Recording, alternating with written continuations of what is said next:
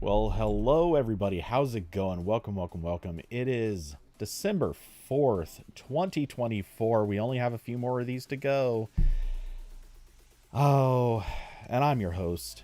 Oh, this is the RambleCast. I'm your host, Cody Toombs, and with me I have Corbin Davenport.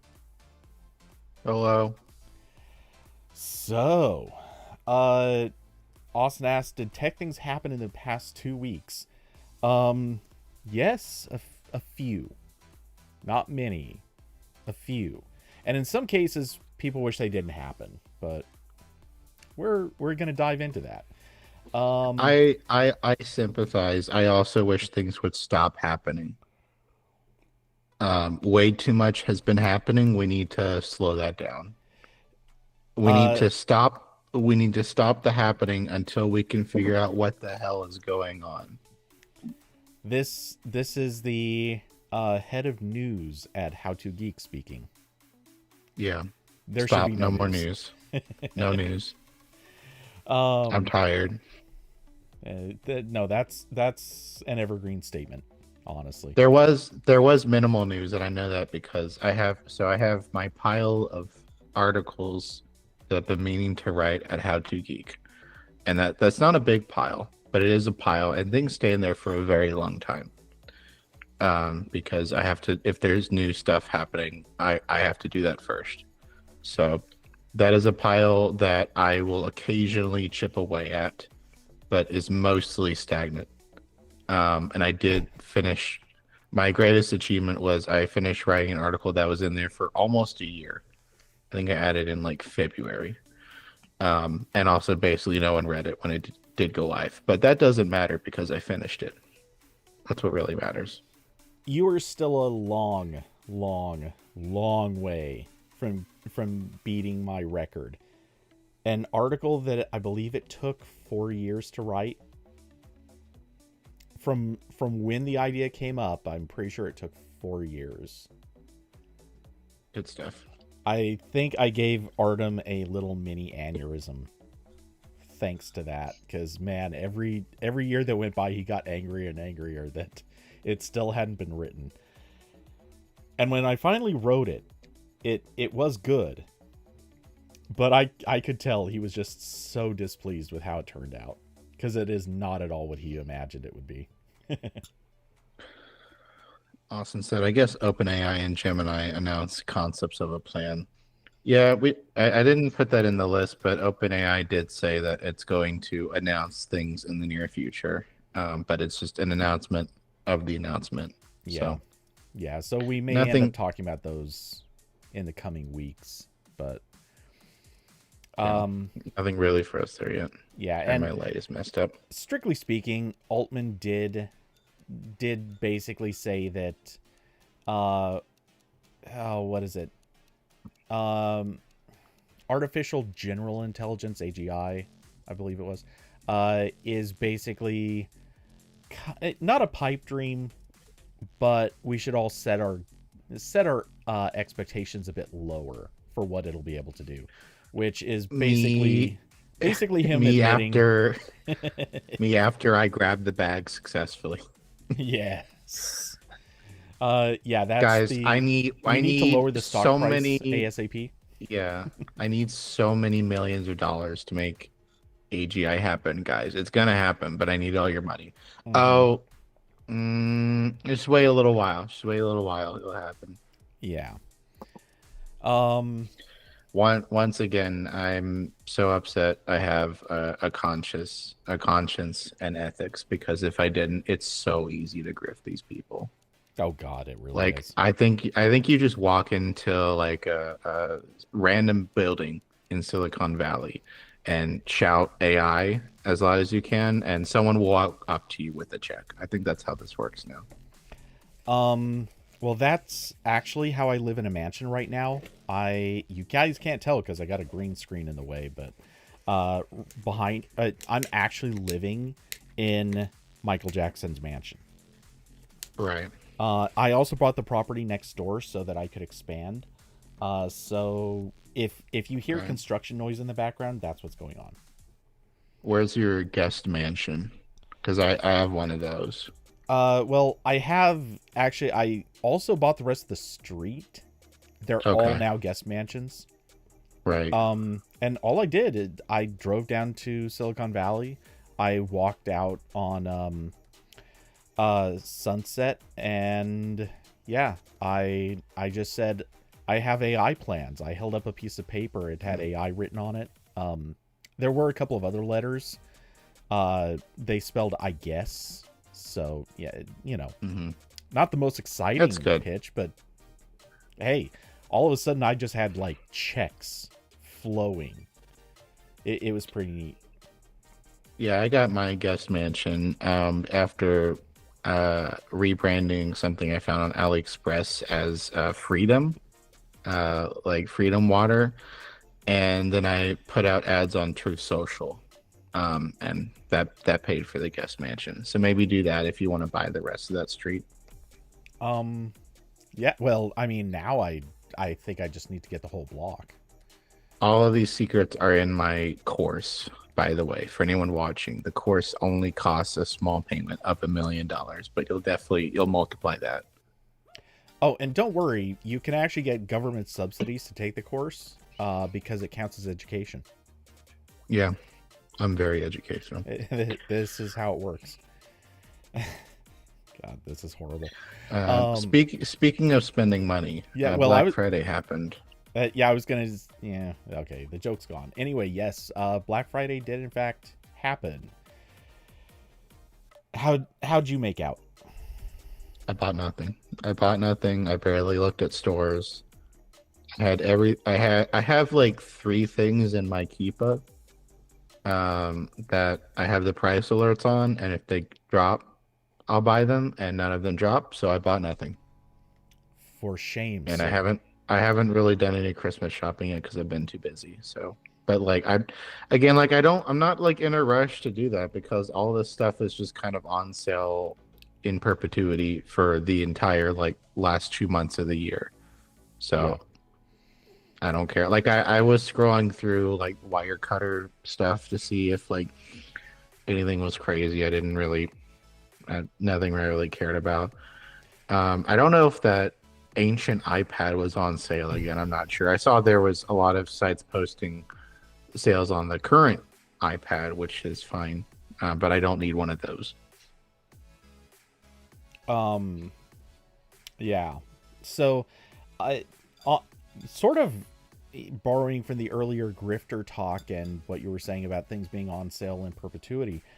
I looked through several items on my Amazon wish list, or various other lists that I created just as kind of like bookmarks for stuff that I might get. And I found, I think it was 3 different things where they advertised that they were on sale, but they were actually more expensive than they are on any day-to-day basis. Sometimes by as much as like 20% more, which look, we know that this is how it goes. We know what this is, so that's not like a surprise. But at the same time, it's just like, man, if anyone could convince the majority of the population to install any of the price tracking service bookmark or extensions, these things just would not ever work. Never again. No one would look at this stuff. No one would consider buying any of it. You would just look and go, why is it more expensive? Move it on. Yeah. But people don't do that. People don't know about it, so here we are. Austin said I bought a bunch of Apple gift cards with the $15 bonus and then got an eDo Mac Mini M4. Yeah, I did see the Apple gift card thing did look pretty good, but I didn't really want to do that right now. But yeah, good Mac Mini. Welcome to Mac Mini Club. Yes, so it's actually, very cozy here. On that note, I in fact did do the same thing. I bought a $100 Apple gift card because my current App Store account was at 0, so it was time to refill it, and got the $15 Amazon credit. So that'll get used eventually. I haven't really Mm-hmm. made plans for either of those things. Um, let's see. I finally bit the bullet and did the Pixel 9 Pro XL order. So this literally arrived just today. Actually, it was only, I don't know, about an hour and a half, 2 hours ago that this arrived. So it's still in the box, outside of tearing off the little paper stickers on the back. I have not even slid the cover off of this thing yet, so it will get set up later. Let's see, Corbin, like you said, you didn't do your consumerist duty. Let's see. So I did spend on 2 other things. One of which, I'm going to argue. Well, okay, really quick on the Pixel 9. Between Rakuten's cashback, the trade-in with my Pixel 8, the Google One cashback, or, well, store credit that will go into the Play Store, or sorry, Google Store. I think that's it. But between those things, I estimate that upgrading my Pixel 8 Pro to a Pixel 9 Pro XL, which is the same size, I'm estimating that that's costing me about $60. So that seems pretty good. Yeah, plus I'm getting the free year of Google AI, whatever. Plus the 1 year of One storage. Well, I'm going to tune down my storage plan again to the 20 gigabyte one as soon as, or when the month is nearly over. Let's see, what is the other thing? Oh yeah, anyway, okay, so basically I'm getting a free phone upgrade. I think that's well worth it. I also switched VPNs, and thanks to a Rakuten 100% cashback offer, I moved to a VPN that I'm going to get for 2 years. Technically it goes past that, but I don't care. I want to switch VPNs come Black Friday in 2 years.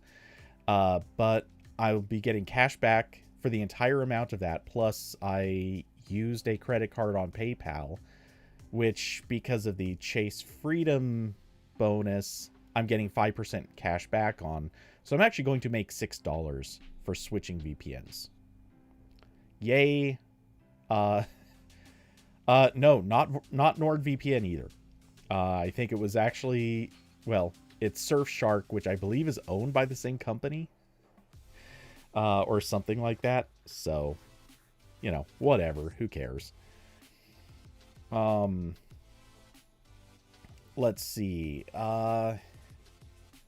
So I got and finally, I bit the bullet. DaVinci Resolve Studio, I got it. I was debating whether or not I should for the longest time. I finally thought back over how much I care about getting any of the hardware that would come with one of the licenses for free. Figured I don't care enough about the hardware, and if I ever do get the hardware, I would just resell the code. So it wouldn't really be losing money there. And yeah. So wait, what? I think I zoned out. What is this? Isn't the app? It's hardware? No. Okay, so DaVinci, this is the app that I bought. Yeah.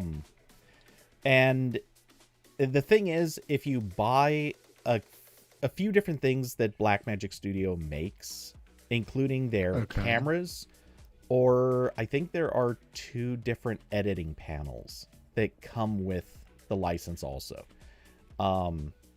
So it makes sense in some instances to buy the editing panels if you want to get the software. That's a huge discount effectively. But I figured I didn't want to pay the extra to get the hardware. And the hardware that comes with the license, none of that was on sale, so it kind of didn't make sense to to wait it out. So Okay, so you just got the like pro license. yes, Okay, that's fine. I was confused when you said a physical thing. I was like, wait, I thought it's an app. yes. um, so let's see if anyone's curious about uh why or like what's in the pro version, because the thing everyone will tell you time and time again, and I fully agree with that. I repeat it myself all the time. Whether or not it's worth it to get this, I'll link to a video that just happens to list a bunch of the features. But the pro or the studio version has some really, really well done features in it. Some of which are like real AI features. Their noise reduction is built on AI. They have a magic mask feature, which is the same thing we talked about Final Cut Pro getting. That DaVinci has had for a little over a year, and it's better than what Final Cut's showing off so far. They have a speech to text feature, so you can do the text editing thing that you were noticing. Was that in Final Cut or was that in Logic Pro? The what? It's the thing where it takes the speech from the video and turns it into text, and then you can edit by that. I believe that's just Final Cut. Okay, that's what I thought, but I wasn't totally sure. DaVinci's had that for a while. This also has the voice isolation feature that they just added to Logic Pro. Or I think it was Logic Pro. Maybe that was Final Cut 2. Honestly, I kind of forget which things were which. Logic didn't really get a lot of stuff. It just got the thing that's like isolating voice and instruments from sound, I think. Okay. None of the podcast things I would like. And I do sometimes look at like what like Adobe Audition's looking like. I'm like, that's pretty cool, but also it's Adobe. Yeah.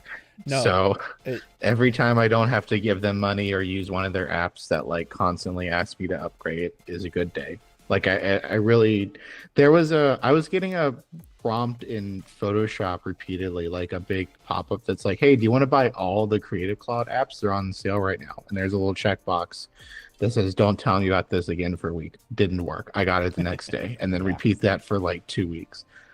So that was fun. I don't want to buy all the Creative Suite apps. I'm not. That's money that could go towards another mansion. That's about the same price. So, well, although I will say that one deal they had where like you could get all of the Creative apps for a year for the normal price of like the photography plan for a year, or like the higher up, like the 1 terabyte Creative Cloud plan. That seemed good, but again, I have no purpose for that. Yeah. So like if I wanted to use, I don't even know if Audition is in there, but like Adobe Premiere and Illustrator and stuff, like maybe, but I don't. I just need Photoshop and Lightroom. Thank you. Yep. So I don't even really need Lightroom. It's just nice. But I do kind of need Photoshop. Yeah, no, I'm very against most of Adobe's pricing, and I will grant, I think their photography plan, if you're getting it for like $10 a month, that's solid. That's a decent deal. The fact that it's not that cheap anymore is kind of bogus, and yeah. I will well, okay, I'm not going to defend the 1 terabyte thing, but I will grant they make a marginally valid point that if you are taking photos on like a smartphone or something like that, and you want to move stuff around quickly, I'll grant that it's useful for that. I don't use it, or I wasn't using it back then, but I do get why that would be a thing, and you know, that's fair. I think makes sense. It's just not something that I'm gonna spend money for. The storage is just my Lightroom library, and like occasionally I'll go in and delete everything that's like a couple years old that's work, because like I don't need that anymore. I'm not gonna need pictures of, you know, the I don't know, uh, Pixel 2 in, in anytime soon necessarily, especially because I don't own the rights to those photos. So Yeah. I can't even be like, yeah, I'll put it on, the Wikipedia article needs a better picture of this phone. And it's like, well, sorry. I can't do that. So yeah. Anyway, um, I will be putting more work into DaVinci and getting something back out of this purchase. It's just probably not going to happen instantly.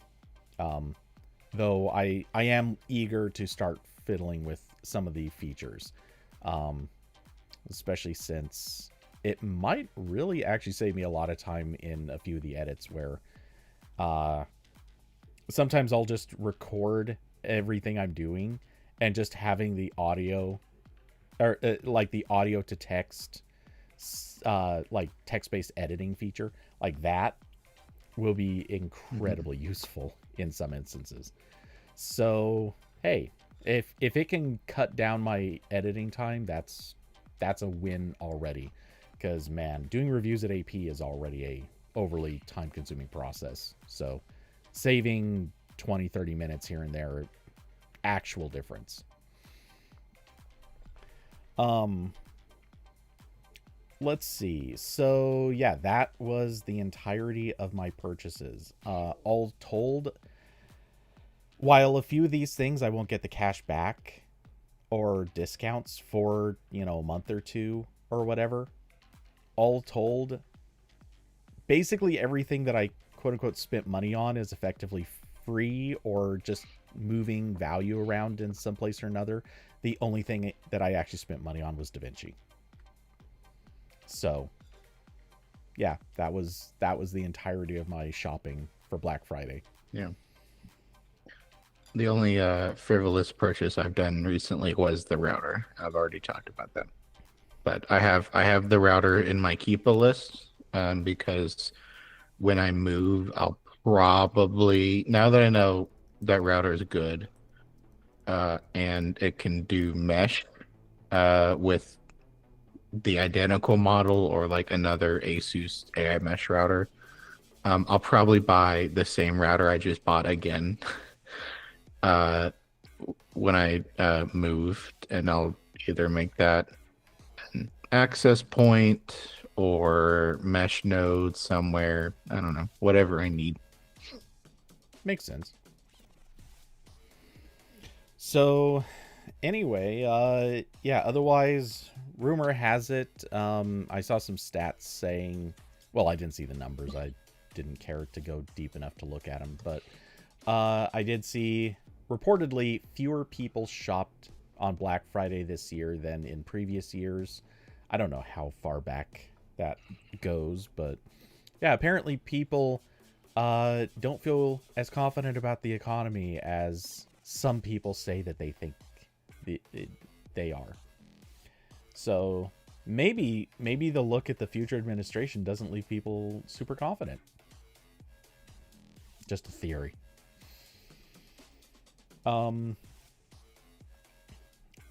Yet oddly, Amazon stock price did go up today. Always makes sense. They're just like, oh wow, people bought things. We didn't expect that. Yeah, shocker. Okay, but in stock prices that have done nothing but go down, we have to talk about Intel. Good old Intel. Do you want to start this one off, or shall I? Yeah, I'll do it. Okay. So Intel CEO supposedly resigned on December 1st. Pat Gelsinger, I think it's pronounced. And no, then it's Jif. Oh, Jif, yeah. So that happened, and then we very quickly learned through reports at multiple outlets that he was in fact pushed out. Yep. He was basically given a choice of like, we're shit canning you or you can resign. So he took the resignation. And specifically, Reuters said Gelsinger left after a board meeting last week in which directors felt Gelsinger's costly and ambitious plan to turn Intel around was not working, and the progress of change was not fast enough, according to a person familiar with the matter. The board told Gelsinger that he could retire or be removed, and he chose to step down, according to the source. So this is, after Intel has continued to slip with deadlines with building newer, more efficient manufacturing nodes, to keep up with is it TSMC or Yes. TMSC? TSMC. I always get the letters mixed up. Whatever they're doing, with them, and Intel has tried to break into the dedicated graphics card space and has really struggled there. And they did just announce new cards, but they will almost certainly be the last models. Like, they're not going to keep trying, which would probably mean that those cards sell even worse, because you don't really want to buy into a dead platform. And everything else. There was the report a while ago, also from Reuters, where they were talking about how Intel was complaining about TSMC or Taiwan. I forget exactly what it was, and it resulted in them getting a really good contract pulled, or a really good deal on manufacturing pulled. So yeah, just generally not good over there, not good leadership. I don't know if they can turn things around. It's just they're kind of continually choosing not to, and I don't know if that was the CEO or other factors at play. And I know that my page reloaded for some reason. That's annoying. This is also after Intel has they just got confirmed more CHIPS Act money to continue building manufacturing facilities in the U.S. because the U.S. really needs its own advanced chip manufacturing that's not on the island of serious geopolitical conflict or potential conflict. And Intel, despite eating glue for the past several years repeatedly, is the only one that can kind of maybe do that. So they're still getting money. And I'm really, really disappointed in the fact that Intel has got tax subsidy after tax subsidy after chip tech money after all the incentives to build their factories wherever they ended up being. I think it was maybe Arizona, and just over and over again. And then they do mass layoffs, and they do all these other things that slip all of those deadlines. You can't lay off 15% of your workforce and then be like, yeah, we're going to get those advanced chips out the door. That's not how this works. So it really just kind of feels like it amounted to them just getting money to continue flopping around. And I don't like that as someone who has to pay taxes in the U.S. This is my old man, argument of my tax dollars are going to this thing. I don't like that Intel keeps getting bailed out like this, and then, does mass layoffs and other things that are just purely to benefit the executives and shareholders. That's all that happens. Mm-hmm. So I'm gonna continue to beat the drum that we just need to nationalize Intel or make them majority owned by the U.S. One of those two things, because TSMC is majority owned by the Taiwan government, because they've dumped a ton of money into them because that's part of Taiwan's national economy and their global importance. That's how they got there. So drives me crazy that we're doing effectively the same thing. But getting nothing back But for it. right, we're getting no advanced factories. We're getting mass layoffs that make the uh, tech job market worse, et cetera, et cetera. Yeah.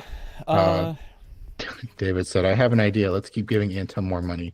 You have a bright future ahead of you in politics. Exactly. Um. So, yeah. I mean, I'm not going to disagree on any of those particular points because I'm generally of the opinion if you're going to give a bunch of money to something, sure, sometimes there are instances where you have to say, okay, even if we don't get anything material back in return, it's beneficial enough that we should just give you money for something anyway. That said, yeah, I kind of don't like the fact that the CHIPS Act was essentially just a uh, please just promise us that you're going to create jobs. And like that's all that it really was. Like there was no other guarantee or Well, trade-off in return. So it wasn't even creating jobs because they keep doing layoffs and the factories aren't fully well, running yet. they did promise to create jobs. Yeah. And they would have quote unquote created jobs. They just never promised that they weren't going to fire a bunch of other people in exchange for creating those new jobs. And that is, in fact, very specifically what their plan was. So, that's the classic read the fine print and make sure there's no dumb loopholes built in. Like, the deal should not be you need to hire, let's say, 1,000 new people. The deal should have been you need to increase your workforce by 1,000 new people. And yeah, that clearly did not translate. And like Intel might still be like the least offensive recipient of the CHIPS Act money because like every other company I've seen get that back is even sillier. Like I think Nvidia got some, but like they don't do manufacturing here. Oh, As far as I know. oh, yeah. I mean, I Well, know they're I'm doing R&D stuff for sure, and that matters for something. But right. I'm not gonna fully come down on anyone who quote unquote doesn't do manufacturing because that doesn't mean that they can't do manufacturing. Nvidia absolutely right. one, they could start doing it at any time. Two, they have the money. We're talking about the fastest growing company in history now. To Nvidia's credit, I don't think they've done any kind of like mass layoffs in the at least the past couple years. Not that they like should have to because of aforementioned growth and stonks and whatnot. But I could be mistaken, but I think they actually did have not like a giant mass layoff, but I think they did have one like 2 years ago. It was one of those like we're gonna knock out like 4 or 5% or something. Right. But regardless, yeah, that's a company. Honestly, I think Nvidia would be kind of foolish not to start doing their own manufacturing because they have enough clients, enough different people coming to them that at this point they probably are losing money by shopping that out. That was what the earlier Reuters report mentioned, that like Nvidia was going to Intel and being like, can you manufacture this? And they got the samples back and like, this is no good. Yeah, that doesn't help. Yeah. But like, yeah, Nvidia got money. Texas Instruments got money, which I'm sorry. What are they doing? It's the 1980s, don't you know? I'm sorry. These are the guys still making the same calculator as 40 years ago. Hey, those calculators were the bomb, man. No, the bomb was the OMAP 3, Cody. You're mixing those up. No, that's what they used to run bombs. Yeah. It's about all it was good for. And now that I've said that, and this channel shall surely be demonetized. It wasn't monetized anyway. It's okay. Yeah. No, the recipients of the CHIPS Act, kind of a joke. Well, I'm assuming AMD must have gotten some of that money too, right?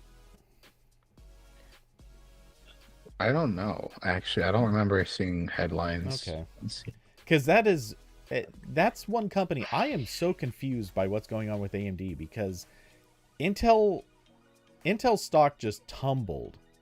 AMD stock is like, you know what? That's a good idea. We're going to fall too. And it's like, you're the competitor. You should do better today than them. Why are you falling? And yeah, I mean, that's stock market, so who cares? But it just feels really weird that AMD seems at this stage so completely tied to Intel's existence, and not for good reasons. Well, they're still making pretty good CPs, but with half of Intel's architecture. And then their GPU business, as I understand, is like has kind of been struggling the past couple of years. I don't keep up with that as much as I should. Well, it's certainly not like their GPUs are good for a lot of things, but yeah, they're not keeping up with NVIDIA. That being said, they are investing a bunch into AI now. So you'd think that somewhere along the way they would at least have gained some love for the fact that they're saying, hey, we're going to do AI, even if we're not as good as NVIDIA, we'll fill part of the market that they can't, or something. I don't know. David Lama asked, I think AMD relies on TSMC. Yeah, they do. I think they manufacture everything for them. I don't think AMD does any manufacturing itself, the same as NVIDIA. Right. But this, again, is one of those, like, they don't, but that doesn't mean they can't. Right. None of this means that they can't. These are companies that absolutely could do their own and probably should. It's weird to think that they wouldn't be like, hey, give us some money and we'll figure it out. Yeah. And I will clarify. I think it's like mostly fine if this wants to go to like R&D, because like you need that part too, and that's jobs. So like whatever. Again, I don't think NVIDIA needs more money, but like okay, whatever, if we're gonna do this. But I saw, I'll put this in the chat. The Verge wrote an article in June about where the CHIPS Act money has gone, and it was Intel building several factories. It was TSMC because they're building a facility in Arizona, which is really funny. Samsung is building a facility in Texas. And then Micron, Global Foundries, Microchip, Polar, and then BAE Systems. And I guess Texas Instruments is not on this list. I guess that was after June. Maybe they were just a smaller contribution anyway. Yeah, hopefully. Well, yeah.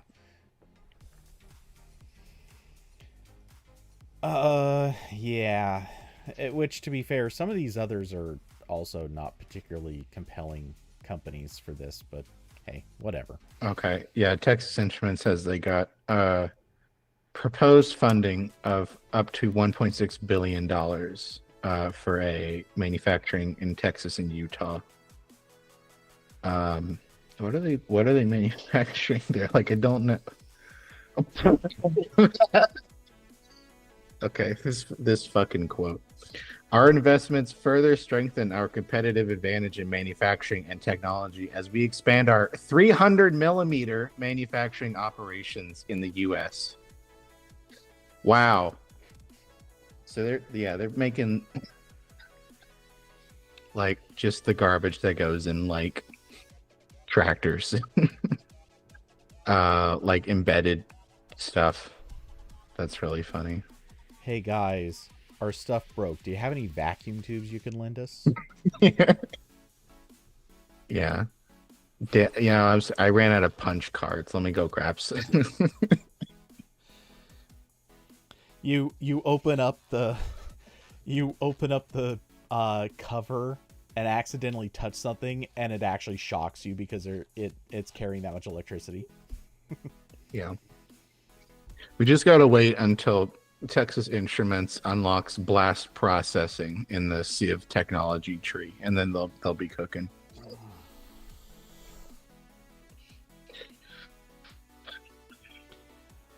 $1.6 billion. I'm gonna start a chip manufacturing.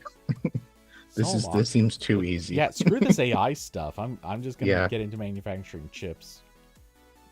I think we can do it all. You can run something on these chips. It's AI. Yeah. Well, and once they find out that what I was proposing was just potato chips, and they gave me $1.6 billion for that, they're gonna feel so silly. Okay. Anyway. Jeez. So yeah, we were just gonna spend a brief moment on Intel, but we're kind of deep into it now. All that said, it's hilarious to me because Intel just keeps talking up how their AI plans are going well, and that they're reinvesting more into it, and blah blah blah. We've seen none of that. And okay, some of that takes time. I don't dispute that for a second, but I kind of wonder if Intel actually has anything.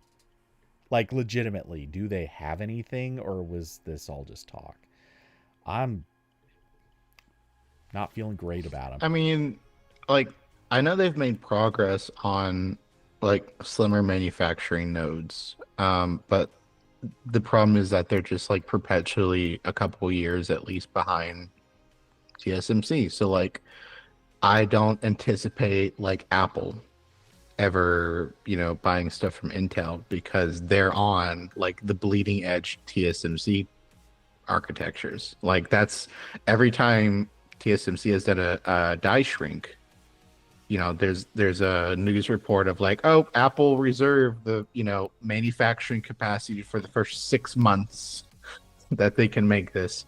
So like, maybe Apple can switch things that don't matter to the lower nodes, like, if that smart home thing ever happens, I guess, you don't really need like and that much like power efficiency on those things, or like some other junk that like, they're gonna keep buying from whoever has the bleeding edge tech, and that's not Intel.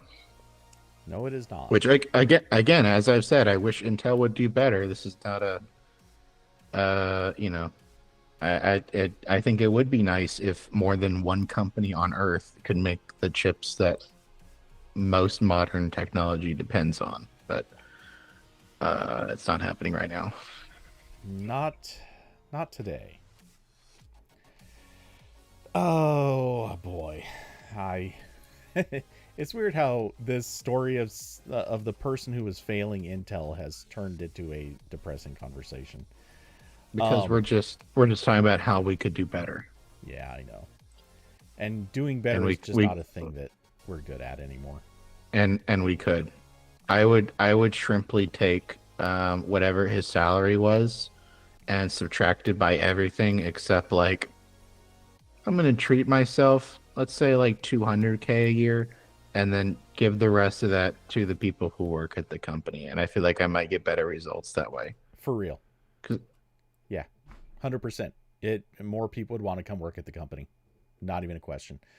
That being said, while I'm not making any overly optimistic predictions, I will say getting rid of Gelsinger, I think, at least, look, they don't have somebody to replace him today.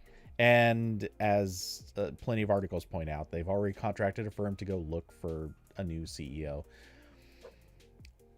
At this stage, like, it's hard to be overly optimistic, but I think there's reason to think that whoever they're going to replace Gelsinger with is probably going to be somebody who is motivated to actually get like some real progress. how much progress they're going to make, how good of a job they're going to do, all of those are obviously deeply in question. But it's not impossible that they're actually going to get their act together and do some good work. So maybe Intel's actually on a path to something that we'll be happy to see. Maybe. We can hope.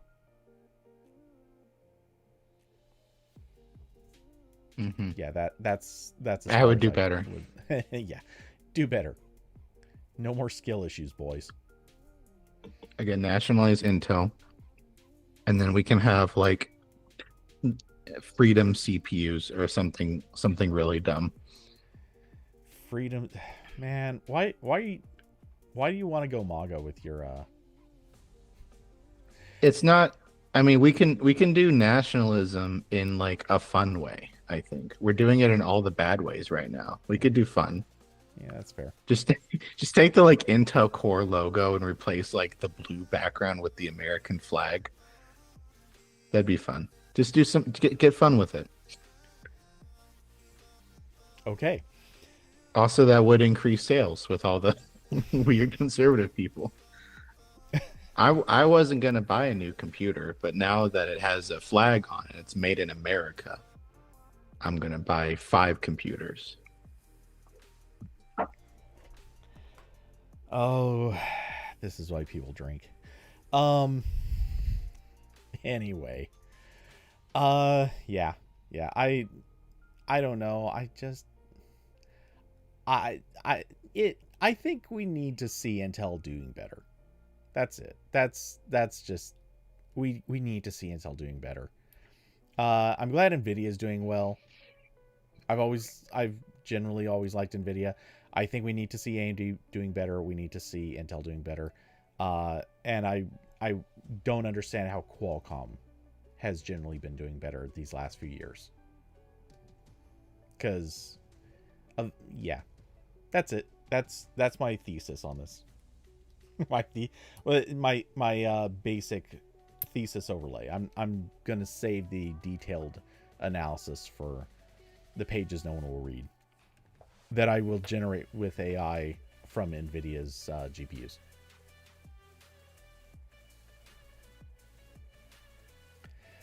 And I'm going to pay for that by putting ads in PDFs. Yeah. I think I lost Corbin. Yeah, so this is just a fun, silly thing. Microsoft has the Microsoft 365 app on Android and iPhone. That's where all of the like Office apps are. There's still also individual Office apps, which is kind of weird, but that's what they're doing. So like this is the app that has, the mobile versions of Word and Excel and PowerPoint and stuff, and can also browse OneDrive, and it does a couple other little things. It has a PDF reader in it, either for files like on your device or on the cloud storage. And on Android, it's now showing ads in the PDF reader. Just a very silly way to monetize this app. And I saw at least one report that it was showing up for someone with a paid Microsoft 365 subscription. If that's true, that's especially silly. I couldn't get this to show up. I tried it on my iPhone. I tried it on the app in the Android Studio emulator. I couldn't get it to come up, but I'm a paid subscriber, so like if it's showing up less often for those people, then it would make sense. Someone else at How to Geek tried it on their Android phone and got it immediately.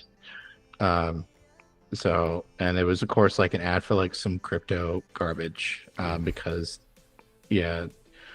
So good stuff. And it's especially funny because when you open PDFs with the Microsoft app, it does prompt you at least once to make it your default PDF app. Yeah. So I'm sure they're hoping that like you're, downloading a PDF from wherever and it funnels you into their app where they can show you the dumb ads. So very dumb. Good reminder that the The Google Drive app has a local PDF reader in it that doesn't have ads, so you can just use that if you want. Or I I think there's think other even apps for Adobe's this. PDF reader app is fine. Pretty sure Yeah, they although made one. they're gonna bug you to sign up for Acrobat Pro, so Yeah, well, not on Android, right? I don't know. Um, one way Um, or the other, probably less offensive than what Microsoft is doing. So, right. um, Adobe's not chilling crypto in this manner.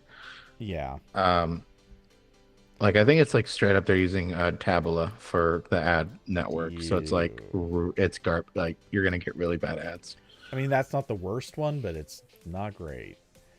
Um, Yeah, and so I did also see Android Authority, or I think it was Mishal at Android Authority. He was writing about how newer versions of Android. I don't know if it's in Play Services or the Android OS, but Android has a like built-in PDF reader now that apps can hook into, and Google's working on uh building that into Chrome and making that like like an app that can just open PDFs. This is another thing you can do instead of seeing Microsoft's silly ads.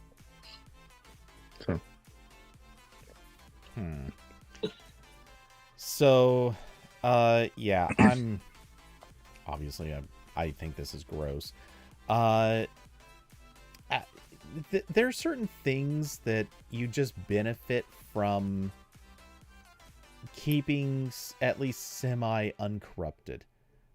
You should probably not make PDF readers into part of your monetization strategy. I mean, I get it. It's not a free thing to make. It's not a free thing to do, but don't be gross. yeah, If they're monetizing this through the paid subscribers, and it's also Microsoft, so they have a billion other income streams. yeah. Yeah, there was no reason to do this. They obviously could have been more I guess reasonable or commonsensical about this, but nope, they're going with the gross thing. Um so yeah, I don't love that.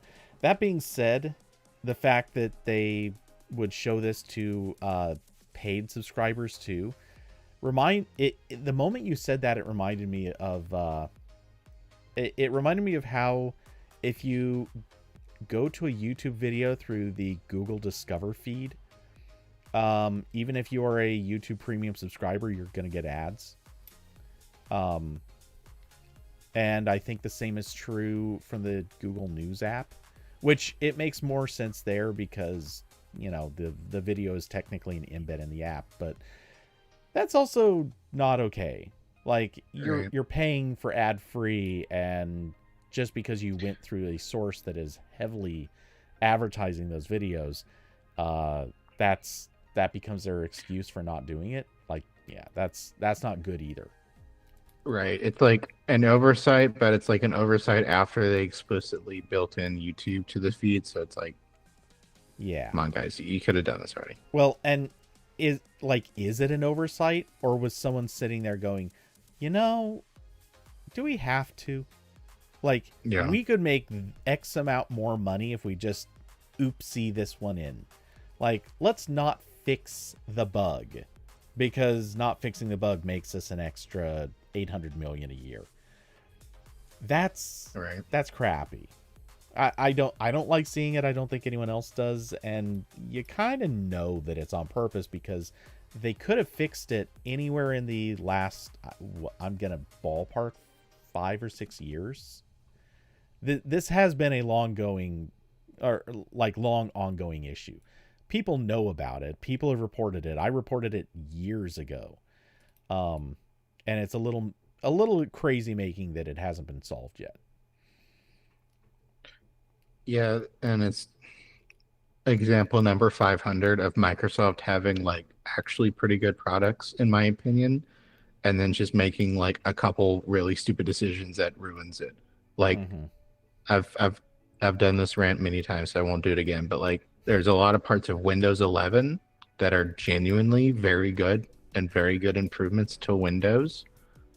and then they're ruined by everything else they do to Windows and Edge.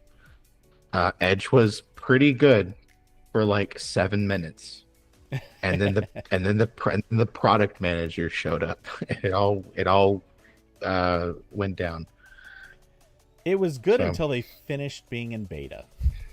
yeah, and like I've written like the mobile Office apps, like they're definitely better than the Google Docs stuff from what I've used. I know Google has just now been turning this around in the past year or two, but for a while on like if you had a tablet, Google Docs, the apps were garbage. It was really terrible. And then you open the Office apps on like an iPad at any point in the past like 10 years, like basically like as soon as they had an iPad app out the door, it's like, oh, this is just like the same like tab desktop interface pretty much. Mm-hmm. So, you know, don't don't ruin it, guys. Yes. So while we could almost switch into some of these other topics, but since we're already on Microsoft, let's talk about TPM 2.0. And I know nothing on this one, so I'm gonna leave this to you. Okay, this is just a quick thing. Basically, Do we do quick? the main, yeah, well, this will be quick. The main, one of the main controversies with Windows 11 when it came out was that it has higher hardware requirements. So, like it dropped 32-bit CPUs, it increased the RAM requirement, and it requires TPM 2.0 in the firmware slash CPU. So a lot of older PCs cannot officially run Windows 11 because of this. They either have older TPM modules or don't have one at all. There's like modifications you can do to the installer to bypass this, and so far they work. Microsoft hasn't. I know Microsoft has broken some unofficial Windows 11 installs, but it was for PCs that were very old. Like at some point they updated some apps to start using like a x86 instruction set that is like pretty old, but you could theoretically install Windows 11 on computers without that for a while, but it was like really far out of the window here. So it was probably fine. But the TPM2 thing was annoying. So when Microsoft kills official support or official free support, there will be millions, if not billions, of PCs still on Windows 10 that will just be open to malware because they don't have an upgrade path to Windows 11 or anything else. Well, they can run Linux, but that's not an option for everyone. So as that deadline is approaching, I do kind of wonder, like, are they gonna like relent a little bit? Are they gonna, are they faking it? But they published a blog post yesterday that was basically them saying, no, we're keeping it. It's gonna be like this, and it's a blog post kind of talking about like why they use TPM and why you kind of need hardware security for a lot of features, and it's specifically about like IT stuff. So like it makes sense that you need like a secure environment in an IT setting, but I am still not a fan of Microsoft killing off support for as many PCs as they're going to in an unprecedented manner like this. Just in terms of like, I know because these older PCs, like because they're vulnerable to Spectre and Meltdown and all these other like hardware based exploits that you can't entirely patch for, I don't think that's enough reason to just like fully kick them off security support, because like there's some stuff you can protect it against. And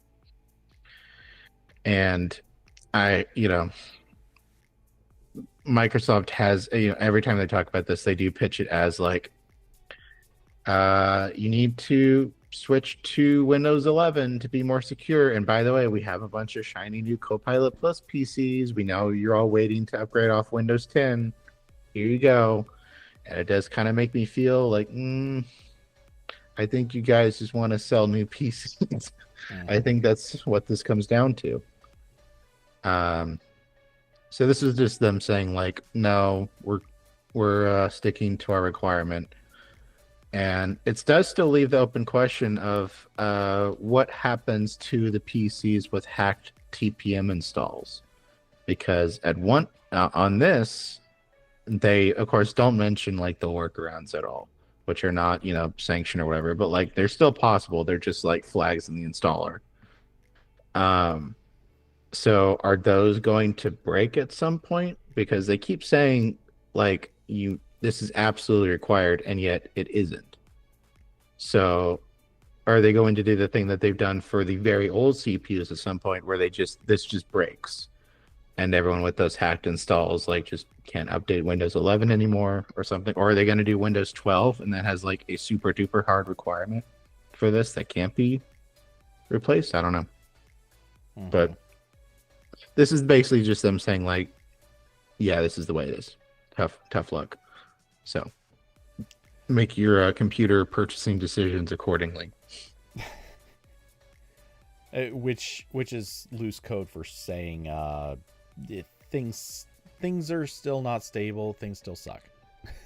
I bought Macs. That's what I did. Yeah, pretty much. So yeah, I'm fine.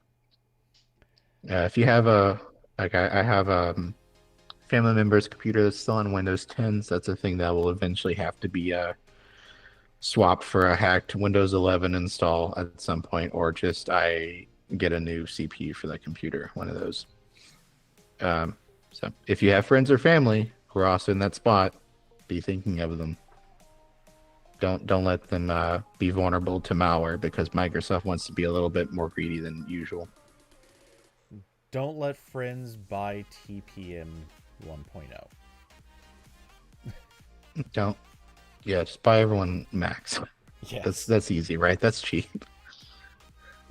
I mean, it might actually be more cost effective these days. So. Yeah. That's the hill I'll die on. Is like, we need to stop the Macs are overpriced thing. You can say Mac upgrades are overpriced. That's absolutely true. That has never stopped being true. Yeah. But like that like back to Black Friday, like those MacBook Air M2 and M3s for like $800 or something. That's crazy. If I need, again, I don't need a new MacBook because the one I have is so good. But like, if I needed one, that's a crazy deal. That's a good deal. And it's funny too, because you mentioned that they're expensive to upgrade. There was just news that somebody figured out how to, or they reverse engineered a RAM upgrade for Mac storage. Oh, was it storage? Okay. Storage in the Mini, yeah. Okay. Well, Mini and Mac Studio.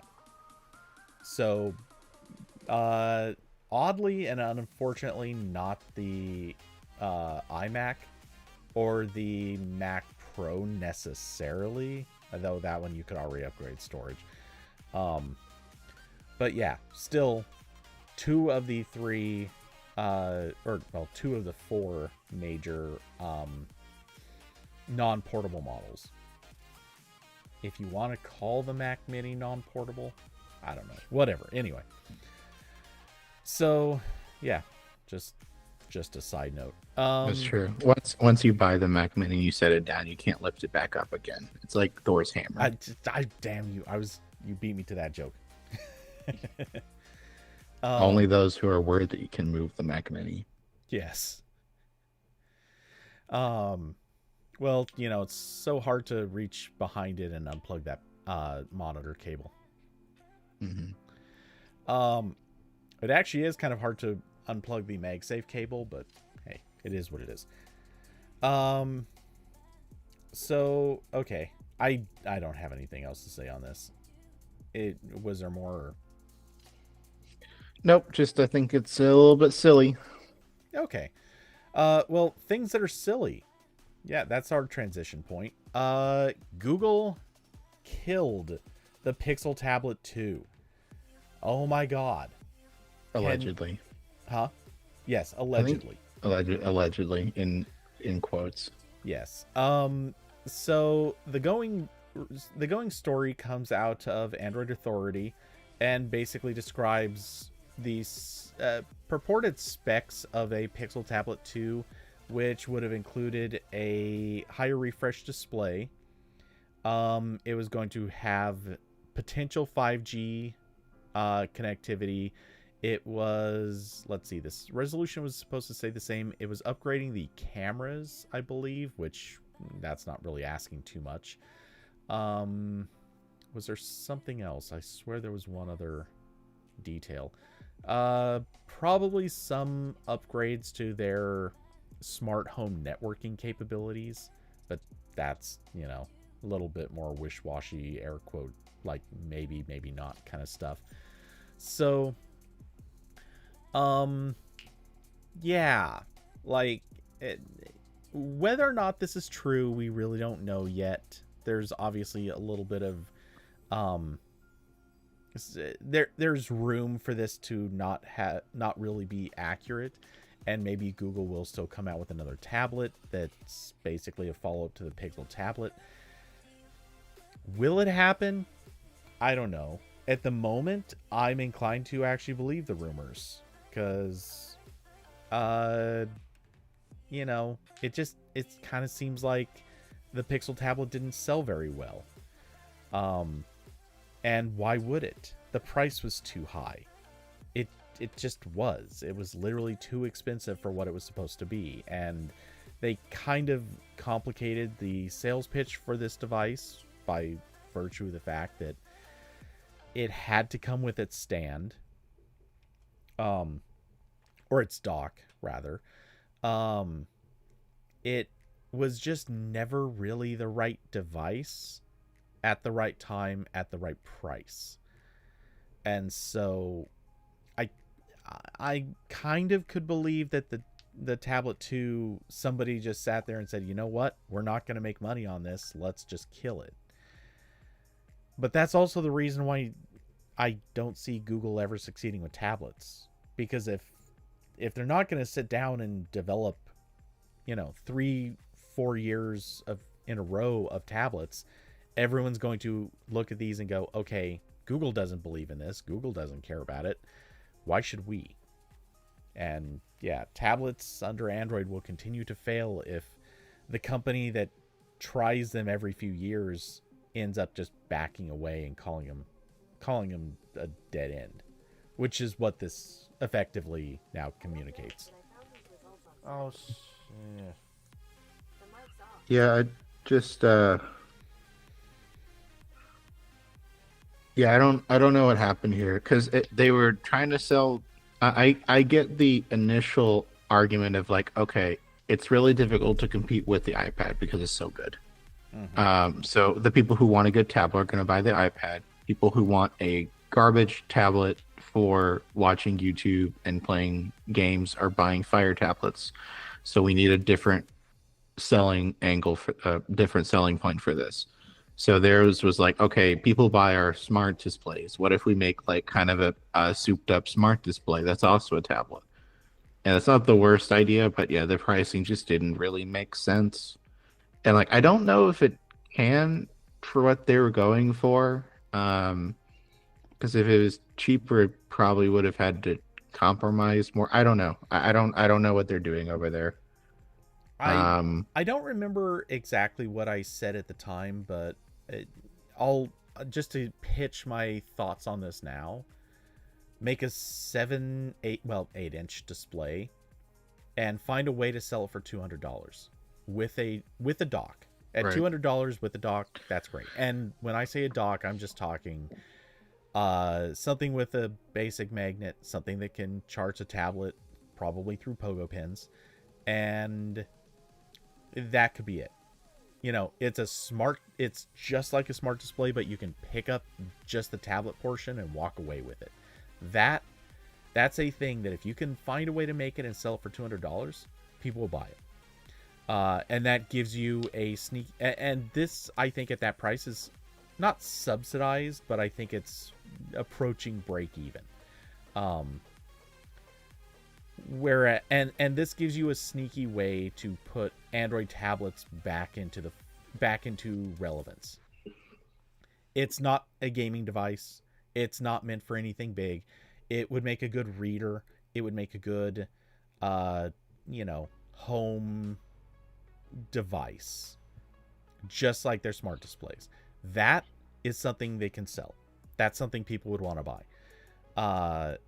And then I think you can absolutely make a high-end version of this, something more like the Pixel tablet was, but you need to have both.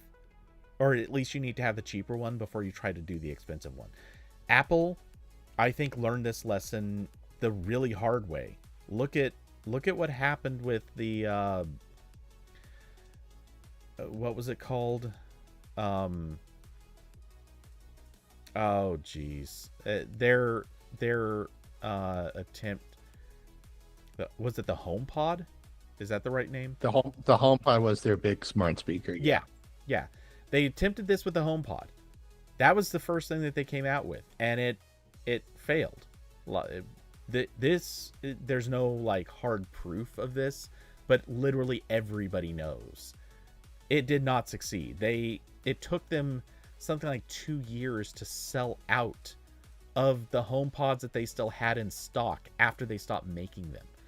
And even then, like, they were practically giving those things away if you knew where to look. The HomePod was a disaster by any Apple standard. And it's because they were trying to sell something that was overpriced, didn't really fill any niche that they didn't have other things already filling, and it just wasn't a product that people were looking for. Granted, it had good audio, it had some good features to it, but it was not a product answering what people actually wanted, and it was way too expensive for what it was. Google put out a device that fit the exact same description, and they made it harder to get the way people even want it. Like, some people really did just want the tablet. They didn't want the dock. They didn't want any other thing with it. They just wanted the damn tablet. If Google had made just the damn tablet, it might have done okay. I don't think it would have done well. I think it would have done okay. And they eventually did sell it that way. But it was too little too late. People didn't want to buy I think it was around 9 months old by the time they made it so you could buy that thing. That was a mistake. I mean, and also the thing that, like, I don't know if they got. I don't know if I've ever seen an ad for the Pixel tablet. I've seen them for Pixel phones. I've seen the Pixel phones at like Best Buys. I don't know if any of that ever happened for the tablet. Yeah, I don't know. Like, eventually I will write my blog post. It's just like Google's entire history fumbling the ball with tablets, because I think this has got to be like the 5th or 6th time at minimum. If we're counting like, oh, we tried the first one was like Honeycomb. Going back to Honeycomb, we tried the Honeycomb. We tried the Motorola Zoom. Oops, that didn't work out so well. We made a second one, but no one bought it. Didn't compete with the iPad. Okay, well, try Nexus 7. That was a pretty good idea for a while, and then they just kind of stopped doing that.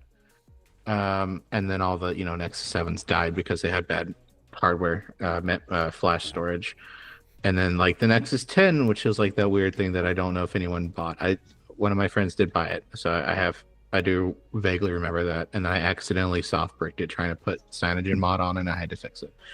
And then they tried like whatever was happening with early Chrome OS tablets and their Pixel Slate, whatever that was, and like there wasn't, like, they tried to make that happen for a while. There were some third-party Chrome OS tablets, and then that sort of faded away.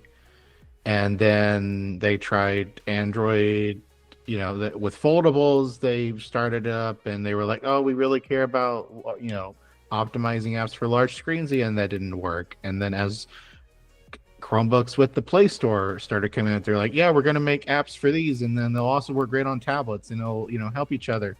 didn't happen. All the Android apps on Chromebooks are garbage. Outside of maybe like a handful, most of which are not Google's apps. Those took a very long time to get optimized for that form factor. And now this, where they make like a weird tablet and then they gave up on it. It's like they're just there's no.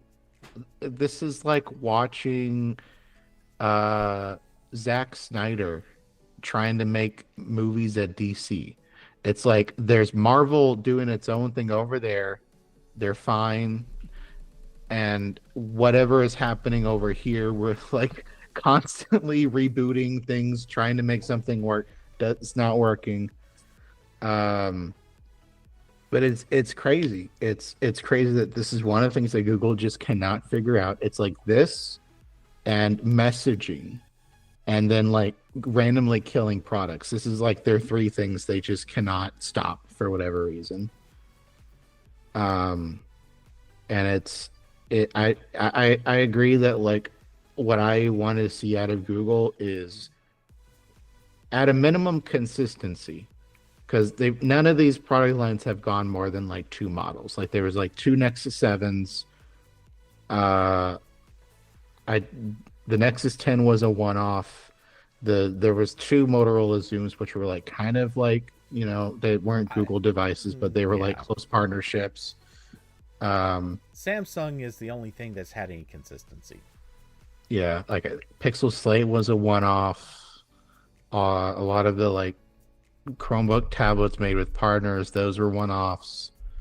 Oh, well, I mean, partners, actually, I guess you got to give Asus a little credit because they did make a series of tablets, but that's back when everyone was land rushing. And yeah, the Transformers series was good. People actually really liked those, and I think those were popular for the group that really wanted to see it happen. But that's a partner a partner that eventually gave up on it. I don't know how much we can really put that on or off Google, but Google certainly screwed up a lot there. But yeah, and there was, and Chrome OS tablets went through the same life cycle as Windows tablets, where initially both of them tried to like put the operating system on like a normal, like not even pretending to be a 2-in-1 tablet, just like an iPad type thing, and no one, like, there wasn't, those disappeared pretty quick, so I don't think there was a lot of demand for that. Like I remember like Acer making some like 7 and 8-inch Chrome OS tablets, and those disappeared pretty quick. There are still a few 2-in-1 convertible Chrome OS laptops. I've seen Lenovo still making some that are pretty well reviewed. So like that's kind of going, but that's like in the Microsoft Surface form factor, where like it's okay if it's like not that good of a tablet because it's more of a full featured desktop or like full featured computer laptop experience. Whereas Android is on like the opposite end of that. So yeah, I agree they needed consistency. I was gonna say, and then I think you almost exactly said it, but like they need a cheap thing that is somewhere between an iPad and a Fire tablet in quality. Ideally, yeah, around like $200. Sell it to, because like this is the other thing is Google has. I don't have kids, but my understanding is that like Google's family sharing and ecosystem and like all that set up for phones and tablets is pretty good. So like they have the infrastructure to make like a tablet they can sell to families with that in mind. And yeah, like make a dock for it if you want, make some garbage, cases, keyboard cases, whatever. But like that's primarily like a media thing in the same way that a Fire tablet is. And that would be, I think, the most popular device. And also like that's the one that is the least user friction, because the reason why the Nexus 7 works so well and why the Fire tablets work so well is that it's okay if the apps are still designed for phones when it's 7 inches, because it's just a little bit bigger. It's not that big of a deal. So that's immediately like an app that device that they have like a pretty good app ecosystem for. And it has the Play Store and everything the Fire tablets can't. So That seems like it would be good. I know that's still a hard sell because it's Google we're talking about, and they seem incapable of doing this task, except when they did it in 2012, like once. That Yeah. was it. So, like, that seems like something that should work, but for whatever reason, it is not. And then I do agree they need something on the higher end. I think it should just be like the Google iPad. Like, just make a iPad thing that is an iPad shape, iPad price. You're making the keyboard case for it. Like, just make the thing that is the Pixel equivalent to the iPad. And like ideally you keep working on making your apps optimized for that form factor. And if you keep up with that and there's demand for that, then maybe more app developers will start to care. But Google has never cared itself long enough for that to happen. So that's kind of the core thing. Like I've gone through so many cycles of Google saying we care about the tablet and like laptop form factor, and we're going to make our Android apps work better on that. They've done that like at least 3 times now, and every time it's still like half measures. It's because they don't stick with it, and like if they don't stick with it, there's no incentive for like app devs to care all that much. And then the end result is that there's still two high-end Android tablets, and they don't have good apps. Okay, so I was starting to think, what would I want to see? Like if I was the person who was trying to come up with a way to make Android tablets happen, what would I sit here and think, okay, how do I convince people that after all of these previous fumbles, we're serious about tablets? How would I convince people that they can buy this thing and actually expect it to not be a total wash for them going forward? How can I communicate that the company, not just a product division, but the company as a whole actually cares about this? And tell me if this would work for you. And bear in mind, what I'm about to describe is at least a 2-year plan, if not 3. But first, and right now, feel free to start laughing. All of Google's core apps have to get an Android interface. Or sorry, an Android tablet interface. So Gmail needs it. Drive has to have it. And Gmail has always been like one of the only apps that better. like does it well. Well, Yeah, it does it better. It doesn't do it as well as the iPad does, but yeah, I'm just saying, like all of them, all of the core yeah. stuff. Granted, look, there's some outlier apps nobody cares about. No one's worried about those. That's fine. If I don't think this is actually one of them, but if the Google Authenticator doesn't have a tablet interface, oh wow, okay, who cares? No one, nobody cares about that. That's fine. If Drive doesn't, scuffed. You can wash the whole thing. Every single one of the core apps has to have a good Right. working tablet Gotta interface, have, including the Play gotta Store, by have. the way. Yeah, the and this is the thing. Like they've done like a lot of that. Again, I haven't used an Android tablet recently, Nobody but has. like yeah, the Play Store has got updates there, mostly for Chromebooks, because again, the Play Store is now the main mechanism for software on Chromebooks, which is kind of messed up, but that's what they've done. Yeah, and So the Play Store is better on there, but yeah, like the Google, like the Google Docs ecosystem still isn't good. I don't think the Drive app is all that good. You got to do the files, you got to do Google Photos, YouTube. Honestly, like yeah. YouTube used to be. God, I was watching I would the argue that Android used to be one of the better Honeycomb. ones. Yeah, I was watching the Android Honeycomb video again, and it had like the YouTube interface. It's just like the desktop interface, but it had like 3D effects and like scrolling interfaces and stuff. Yeah, And all that got ripped out back in the ages day ago. when that seemed like a good idea to them. Um, And also, just gonna say it, it can't be the YouTube app where they're just like, yeah, we'll just make the web wrapper into an app. No, Yeah. native app, boys and girls. Wrong. You can't get away with this web wrapper stuff all the time. Okay, so that's step one. Step two is produce produce an actual ecosystem of products. And by ecosystem of products, what I mean is three docks.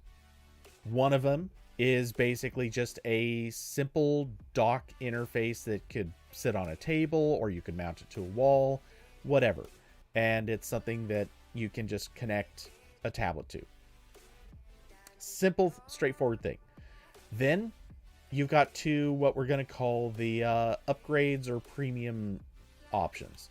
One of them is a dock with a small speaker in it, kind of like what their current Nest Hub is like.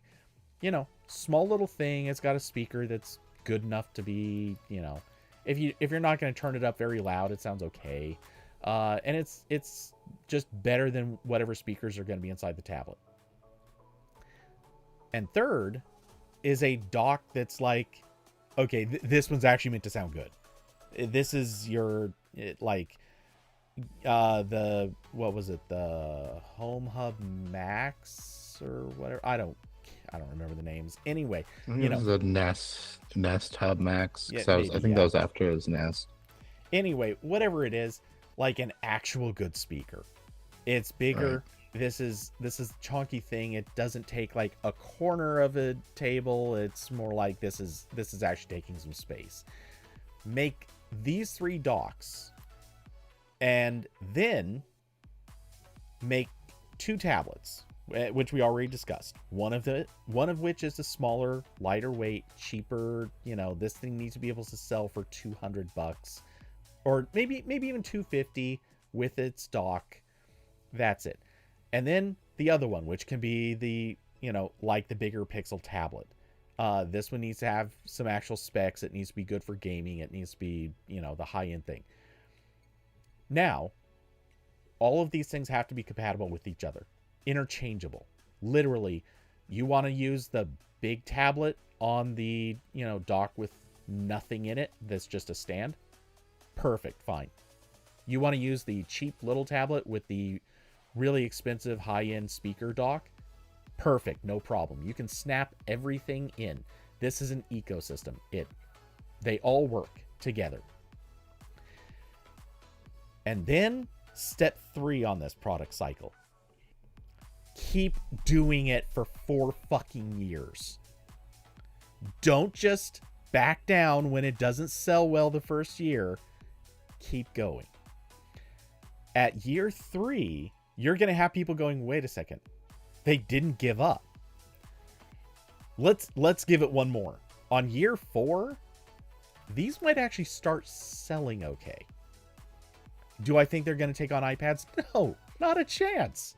Are you kidding me? That's a joke. Of course they're not going to outsell iPads. But maybe if I'm just saying, if Google wants to be in tablets, and I don't know that they do. That's kind of the catch to all this. I honestly don't think Google cares that much about being in tablets. But if they do care, here's how you do it. This is the thing that changes the trajectory. This is the thing that makes you relevant again in tablets. It's not just make a tablet and hope it sells. It's not just make a tablet and make sure the software situation is okay. These will sell to a few enthusiasts, but it's not going to sell to normies. You need to have that ecosystem where people sit down and go, you know what? This is kind of neat, and it's a little better than what Apple does. Because Apple isn't making a speaker dock. They're not making a thing where this tablet actually has a purpose inside of your home to control your smart home stuff. Which, by the way, I didn't mention it, but that also is a big part of this equation. Make sure that this thing works with your smart home stuff. Make sure that when it's playing music through those docks, you can literally pick up the tablet and the docks keep playing music. Make sure Which that again should be the easy part because they they already already have a have the CAS complete protocol. smart. That and they already have like one of the two smart home platforms. Yeah, So, they you know, have all the elements here to make this work. This is a thing that can happen. Um, and also, David mentions Chromebooks. I'm just going to throw this in here. If you want to make tablets work, you should probably also start making it clear that tablets can do all the things Chromebooks can, and then start making Chromebooks kind of the obvious, you know, we're still supporting them, but we're kind of done here. Like, you communicate that the same way that they kind of communicated they were done with Android tablets like 4 times. I look, again, I don't know that Google cares about tablets. That's the thing. I think what we're seeing is living proof that some product managers coming along and saying, you know what, we got a good deal on the components. Let's try doing tablets again. I don't think we're seeing well, proof that they want to try that hard. yeah, it's just Google can't stick with anything. This is just the core thing. Like the only reason they've stuck with Pixel phones for as long as they have is because they're in too deep. They bought the only part of HTC that was making money to make phones. Like they were, and again, like this, that was just a slow continuation of what they're already doing. What they had, the Nexus program, that was like uh pretty low effort and apparently high return because they kept making them, but it was other companies developing the hardware, and then they eventually kept progressing until like, okay, we're gonna design more of the hardware and software, and then it was like, okay, we're gonna buy most of HTC for the phones, and it's like, okay, now we're gonna do SoC design with Samsung. So they're into, like, they just can't start anything new. This is a continuation of a thing they've been doing for a decade, and that's why they're still doing it. Okay, one, I don't disagree with you. I do think that there is a bit of the other side of it where Google probably also saw Samsung was pretty much running away with Android in almost all regards, and every other company was pretty much, if they weren't on their way to dead, they were definitely on their way to being niche. Right. Or, take Chinese companies out of this equation because that's kind of a different conversation. So at a certain point, I think Google realized, if we don't do this, Samsung's just going to own everything and they'll basically take over Android and we'll just kind of be left in the dust. So Which I think they, is a thing, which is a thought process they should have with tablets as well, because right now it's Amazon and Apple doing that. yeah. Um, so yeah, there's that. Ugh, stupid people on YouTube. Not on this channel. I'm getting some replies to a comment that, yeah. Anyway, not important. So what I look at too is, or at a certain point, I think Google then got to that stage of saying, okay, you know what? Most of the major manufacturers are pretty much just gone and out of the equation now. It's really just us, Samsung, and a couple of others that are just also picking up the crumbs.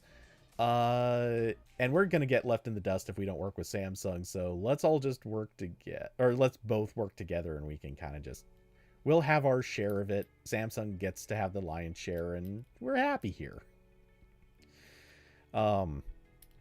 But yeah, seeing as Apple still kind of owns everything with tablets, I'm not sure where that leaves anybody. Does Google care about tablets? That to me is the big No, mystery point. I don't think they no. do, but why? Like, should they? Should they not? Is it worth caring about tablets? Do they just want to cede that to Apple and let Apple dominate tablets forever? Well, I guess Microsoft wants to compete with that, but I wouldn't say Microsoft I is mean, really in a good spot there either.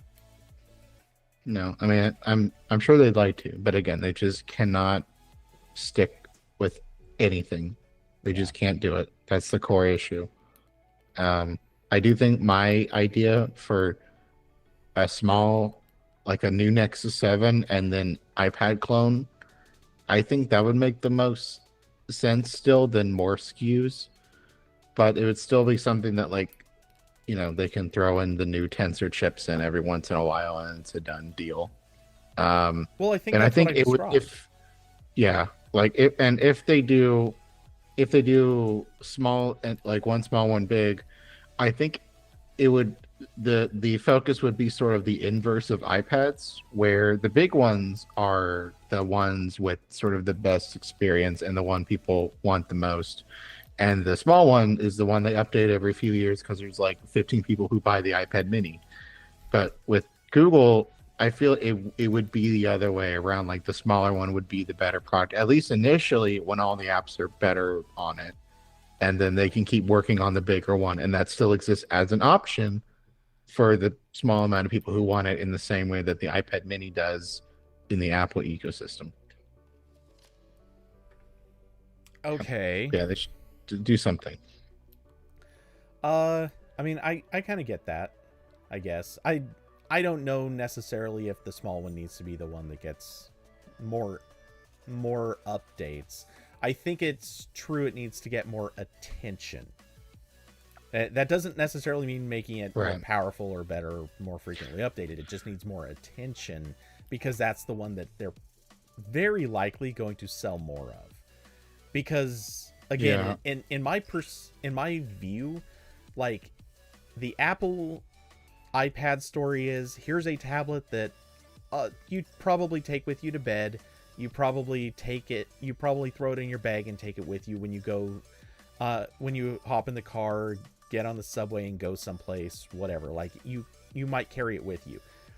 I think Google's story here is, oh, here's your home tablet. You might carry it from room to room. You might take it to bed with you. You're going to leave it at home when you go to work. When you go out somewhere like that, you're going to leave the tablet behind because your phone does stuff. You don't need to take the tablet with you. And I think that's the story here. And in that scenario, yeah, the little guy is probably the one that more people are going to want. It's the home control device. It's the thing that you're going to get a camera feed through from your Nest cameras. It's the thing that you're going to use to control the AC. It's the thing that you're going to use to control like lights and stuff like that. You don't need a big screen for that. You just need like a 7 or 8 inch screen. It needs to be lightweight, friendly to carry, and like I said, maybe it's the thing that you take to bed with you to read in the morning. Or sorry, read before you're going to sleep. That's the product that they should be pushing. It's the product that's going to do well. And again, I think the speaker docks are a given, and that's not something you need to update. That's something you make once, and then maybe in 5 years you come out with a second generation. But it's something a lot of people also would want if it's got a good integration story, a good software built for it, and also a universal or semi-universal system that maybe more docks can be made for this or more accessories. I don't know. Things like that make sense to me. But it's a thing Apple isn't doing or hasn't tried doing, which makes no sense, honestly. I don't understand why they haven't done that. Because that sure as hell used to be the thing that worked so well with the iPods. Like, everyone wanted iPod docks and speakers. What happened to that? Like, did people give up on that idea? Yeah. I don't know. I think the tablet answers these questions. Or could answer these questions.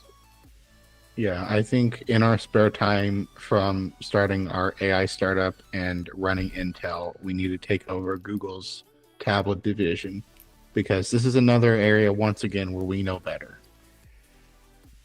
Yeah, you just said the words Google's tablet division. I'd just like to point out their tablet division is the little tiny inbox on an intern's desk. Yeah, the one guy, the one guy who's like, "Oh yeah, foldables." Like, And this desk is for inexplicably located in the hollowed out room that used to be their Stadia headquarters. Oh, yeah. So yeah, I think things are bleak for their tablet situation. And if rumors are true, yeah, I think Android tablets are dead again. We're not going to see another one for 3 or 4 years. No, this will happen in 2 years again. They'll be like, no, this time we're serious. Mm-hmm. I'm not falling for it. Fool me once, fool me 7 times. Oh, jeez. Okay, we should probably move on. I think we've beaten this horse to death again. This is a horse that just keeps getting back up. It's like a Walking Dead situation. We've proven once again that companies should just listen to us. I mean, they should. We have some pretty good ideas. Oh, and speaking of good ideas, transition time. Blue Sky had a good idea. And then someone else saw it and thought, gosh, that is a good idea. Let's do that. That someone, Facebook or Instagram or Threads, I don't really know how we want to define that. But Corbin, I'll let you do the summary. Yes, there's not a lot here. Just I think it's very clear that Meta has been thrown off by how quickly Blue Sky has become the de facto Twitter replacement. And I know we're on like our 15th thing that we've called a Twitter replacement. I will say, and like most of those are not most of them, some of them are dead now. A few of those are definitely where people ended up and are still fine. Like Mastodon will clearly not be the like mainstream Twitter replacement, but it's still like a ecosystem that's going fine in its own way. It's just different direction, different community gravitating towards that. Twitter seems to be grabbing more of like the general populace, like to the point where I'm seeing people who Blue Sky.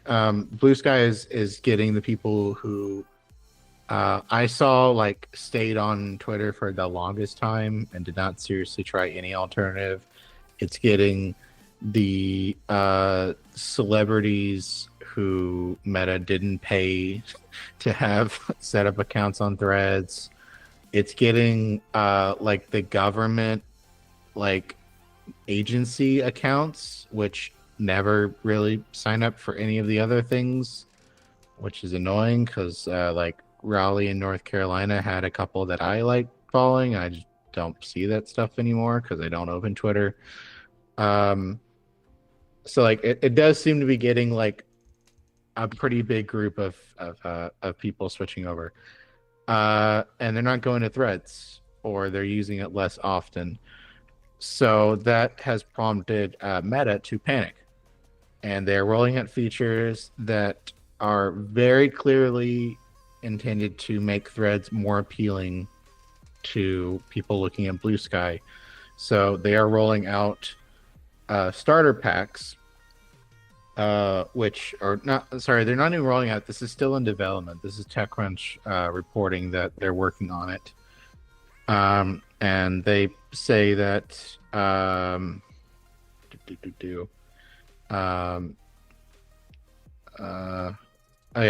technologist and reverse engineer Chris Messina has recently discovered that Threads appears to be designing its own starter pack alternative. I think they flipped some strings to enable this, but it does mention like people to follow. I don't think it's clear if people can make starter packs or if it's just like things Meta would pick out. But yeah, so like they're working on something close to that, and then at the same time they're also adding a toggle for you to choose your default feed, because Threads was doing the thing that Instagram does and Facebook and almost every other app, where it gives you the option of either a chronologically sorted timeline or an algorithmically sorted timeline, and you can pick between the two, but it'll eventually switch back to the algorithm one, because that's the one that keeps you on the app for longer, even if you don't like it, because you're like, did I reach the end of the post? And the answer is always no. And so they're rolling out the option to actually let you pick a permanent setting, because Blue Sky lets you do that. And of course, Mastodon doesn't really have an algorithmic timeline. And yeah, it these two things together, I think there's maybe one other thing that they were duplicating from Blue Sky, but it is really clear that they are they're panicking at least a little bit. They're like, wait a minute, guys, we had threads. Why are you using the other thing? And it's probably a good sign for Blue Sky, that the Blue Sky with, I think, under 20 employees, and a lot of VC money, but very minimal staff, is making the giant tech company running the most used platforms on Earth go, oh, wait a minute. Wait a minute, what's going on here? You're supposed to be going to our thing. We had the Twitter replacement first. Why aren't you using it? We had Wendy's, guys. Why aren't you going? Yeah. Yeah, and you can guarantee, if people switch back because they're duplicating the best features, these will quietly go away in a couple years. As soon as they get that captive audience back. No. You're going to use the algorithmic timeline again, and you're going to like it. Well, I think this is one of those not predictable things. Oh, okay, look. Obviously, this... Did you say this or not? This is basically what they did to with Snapchat stories. No, okay. But yeah. Yeah, I mean, it's 100% that. It's the, oh, hey, someone did something, people seem to like it, let's copy this. And okay, everyone copied Snapchat, like that was a thing, but the thing is, I don't know that this is really going to work this time, because I feel like the people who went to Threads, by and large, yes, there certainly are people who are happy with Threads. They're not going to go anywhere else. They're going to stick with it. It was mostly just Instagram users who just want to stay within their Instagram space. The thing is, I think a lot of the people leaving Twitter are leaving Twitter because they're looking at Blue Sky and going, you know what? Twitter was basically just a less successful version of Facebook. And that's how it has behaved. It's not gonna do any better. It's just gonna be a little more homogenous. And yeah, I think they're looking at Blue Sky and going, okay, you know what? You could end up being the same as Twitter, but so far you're not. So let's give this a try until it flops. And realistically,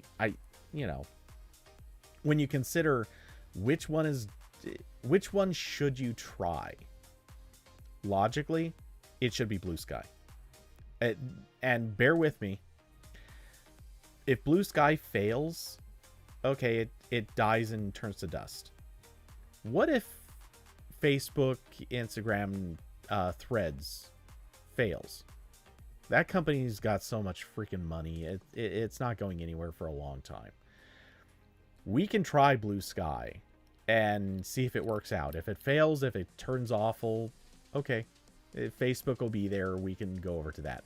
If the attention went to Facebook and Threads first, Blue Sky fails, when things get bad at Threads, which we all know they would, where do we go? Someone would have to create yet again another replacement, and we all have to hope that one's going to succeed. So yeah, Blue Sky's the one that needs to have its minute right now. I mean, Mastodon Mastodon's great. I like Mastodon, but I think if we're gonna have the nice corporate run attempt, which is what people clearly want, it's not gonna be Mastodon. And it shouldn't be Facebook. Yeah, I'm under no illusions that Blue Sky will stay as positive of an environment and experience as it is right now. They're eventually the bills for all that VC money will come due, and they will do the capitalism thing of slowly getting worse, which then encourages other competitors to come in who are VC funded, and then they'll get worse, and we just repeat this cycle. So I do think that's going to happen. But yeah, like I think Blue Sky just had the right idea of they're just doing exactly what people want because they, you know, they can. Like they're not throttling links and there's a bunch of things. There's very specific things that Twitter did that they don't have to do. Where Twitter was their entire focus in much the same way that Meta does and Google to some extent with its apps, not social because they gave up on that, but like the experience of like keeping you in the app at all costs, and Blue Sky isn't trying to do that right now. So they're not throttling links, which is really important for like all the journalists who were on Twitter. That's kind of important for them. So a lot of those people I've seen are moving to Blue Sky. Same thing with artists who want to link out their images and their work externally. They're going to Blue Sky because it lets them do that in a way that doesn't get throttled. All the people of every minority group that don't really feel safe on Twitter anymore for very justifiable reasons, they're going there. I saw Blue Sky has now suspended libs of TikTok for like the third or fourth time. She keeps trying to make accounts on there, and they keep getting blown up, which is great. That's another selling point for them.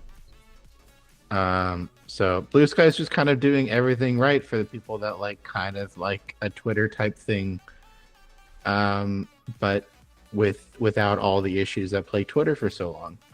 Are getting worse, I should say. Mm-hmm. So down to even like the app design, like it just looks like Twitter used to look like. So not really a surprise, but because they're focusing on the users first, they're getting that momentum finally that is making Meta respond, which is definitely interesting to watch. And I think Threads kind of shot itself in the foot by focusing on brands and the celebrities first to kind of create like I think the sort of like corporate-y feel that I didn't really like, and it seems like a lot of the people don't like. Again, I'm in my own like social media bubble, so I'm not going to claim that I have a universal opinion here, but I don't know if that was necessarily the right move, especially considering the organic growth didn't really follow, which was that's the important part in doing that. And then again, like almost immediately they were limiting topics. Like I think like they were, if it detected political content, it like wouldn't show it by default to most people. But like, what is political content? Like really anything could be political content depending on their filters. So oh boy, I honestly don't okay. So I think there are a few things Threads could have done better and would have given them a better shot at winning. But in a second, I'm gonna completely refute everything I just say. The first thing that they needed to do, I think, is just have something that was better than what Threads was at launch. Like, I don't know if you remember it, but man, that was the most bare bones. It was kind of like Blue Sky when it launched. Both platforms were embarrassingly basic. I remember having discussions with people way back when Twitter was still relatively interesting in its, like, people were still discussing the 140 character limits and stuff like that. Back in those days, one of the common conversations was you could build all of Twitter in like a weekend. And I think that was actually a gross understatement. Any reasonably good web developer could put together a Twitter clone in like 2 or 3 hours. That'd be a very bare bones Twitter clone, but like you could do it pretty fast, as you know, assuming that you've got like the image assets done and ready to go and a few of the other things. But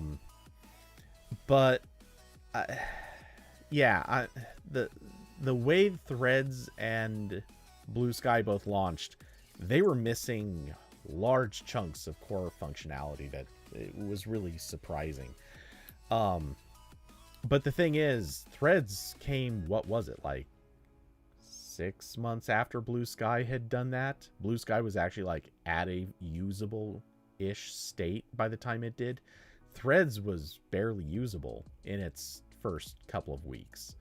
And sure, they were fairly quick to roll out some new functions, but it was not impressive.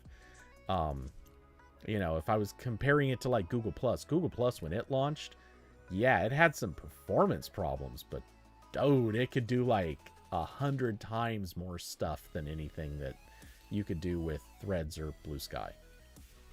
Anyway, so I think one of the things that Threads needed to do to be better than Blue Sky, or to be better than anybody, was literally just look at the things that Twitter, from a usability sense, did wrong and try to fix those. One of the things I have said, I've said this over and over again for about every social network: give me the ability to follow parts of a person's account.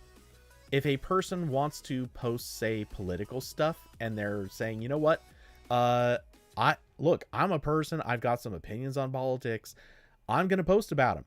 But I get that some people only want to follow me because I'm a gamer who talks a ton about PlayStation and Xbox stuff. If you want to follow the political stuff, great.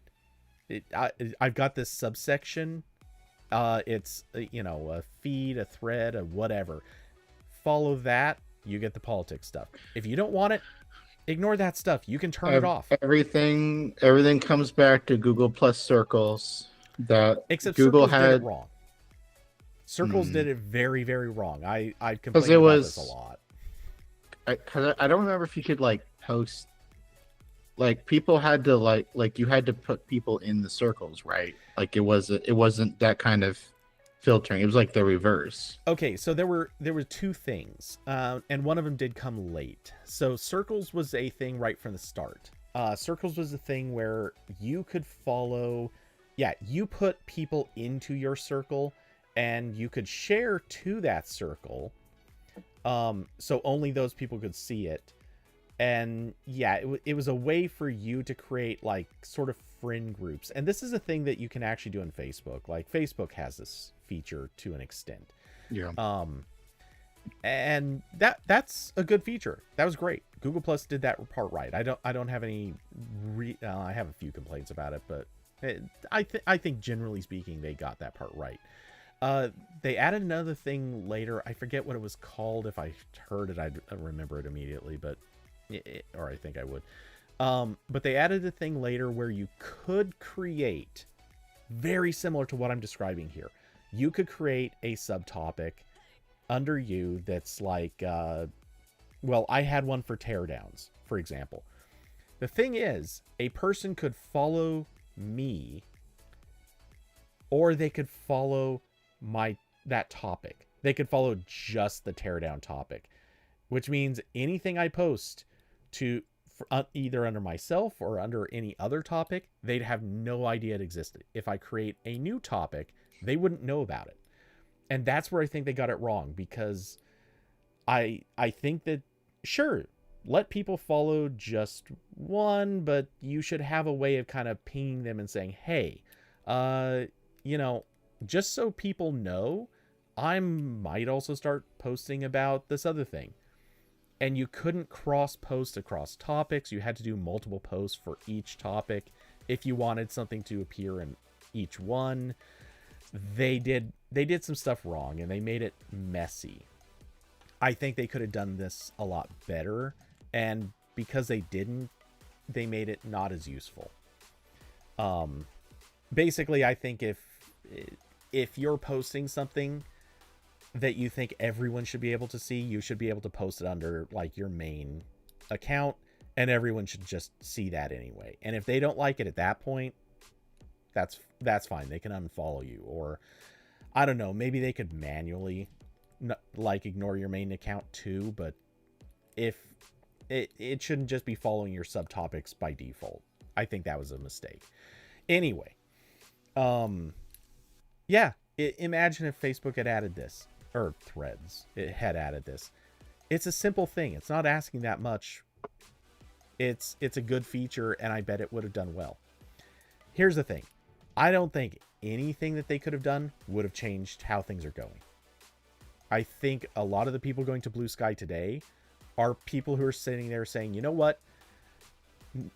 I left Facebook, or I left Instagram. Maybe I didn't. Maybe I have accounts there. But do I want them to also be the place that I go for my short form, quick rambles or stuff like that?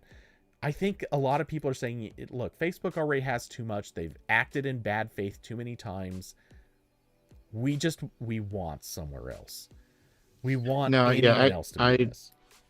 I definitely agree that, like, I don't think anything would have changed this outcome that would be practical. Like, I don't. Nothing they could have done with Threads was going to change the fact that people were going to go to Blue Sky instead of Threads.